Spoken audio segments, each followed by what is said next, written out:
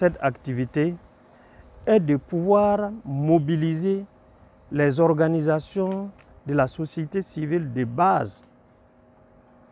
Et aujourd'hui, nous sommes au centre-ouest, demain nous serons dans une autre région, pour que ces organisations de la société civile de base puissent adhérer à un mouvement de plaidoyer que nous sommes en train de mener auprès des autorités de ce pays pour que l'implémentation de la budgétisation sensible aux genre soit réellement améliorée.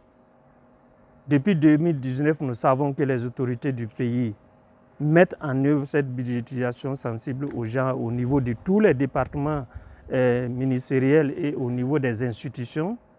Mais il ressort que effectivement l'implémentation de cette budgétisation sensible aux genre a des limites, a des insuffisances. D'où notre action de plaidoyer pour pouvoir améliorer l'application de cette budgétisation sensible aux genre au niveau de nos institutions. Alors nous sommes dans une dynamique de plaidoyer et ce plaidoyer-là demande effectivement le soutien de toutes les organisations de la société civile de base. Et nous avons beaucoup travaillé avec des organisations de la société civile au niveau du pays, c'est-à-dire au niveau MESO. Alors donc, présentement, nous sommes au niveau de la base pour demander effectivement leur adhésion à ce processus. Et c'est un processus que nous comptons conduire et pour arriver effectivement au niveau de l'Assemblée législative de transition et arriver à influencer les décideurs pour qu'ils puissent adopter effectivement au niveau de la loi des finances des dispositions qui puissent améliorer l'application de la budgétisation sensible au genre au Burkina Faso.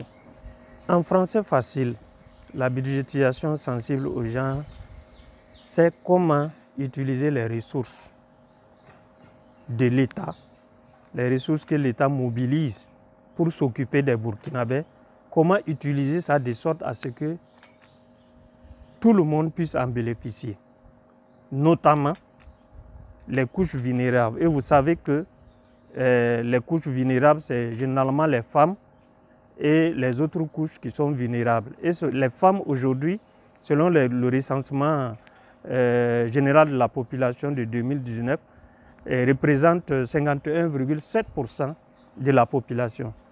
Alors donc, un des exemples palpables de cette budgétisation sensible au genre que nous pouvons voir sur le terrain, c'est l'application de la gratuité des soins au niveau des femmes enceintes et des enfants de moins de 5 ans. Alors, en plus de cela, nous avons aussi l'accès des femmes effectivement aux superficies aménagées, l'accès des femmes aux intrants et donc d'autres mesures en faveur effectivement de la femme et des couches vulnérables qui sont prises par le gouvernement de sorte à pouvoir réduire les inégalités dans notre pays. Donc, nous nous engageons à vraiment respecter tout ce qu'ils vont faire pour nous parce que c'est pour la cause de la femme qu'ils se battent. Et je pense qu'à travers en tout cas leurs actions, nos vies vont changer.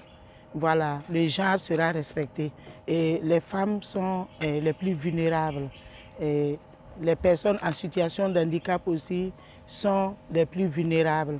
Donc, à travers les actions de plaidoyer, je pense que chacun pourra en tout cas voir sa vie vraiment changer, va pouvoir s'épanouir. Voilà, on va pouvoir s'épanouir dans ce pays.